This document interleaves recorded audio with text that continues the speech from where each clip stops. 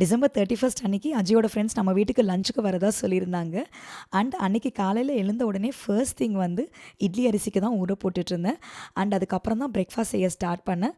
பிரேக்ஃபாஸ்ட்டுக்கு வந்து தாளிச்ச idli, peanut and காரம் சட்னி தாங்க செஞ்சுருந்தேன்.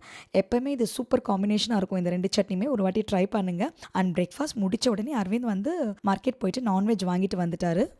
அன்றைக்குன்னு பார்த்து மோட்டார் ப்ராப்ளத்தினால வாட்டர் கொஞ்ச நேரம் ஸ்டாப் பண்ணிட்டாங்க. கொஞ்சம் டென்ஷனாக இருந்தது.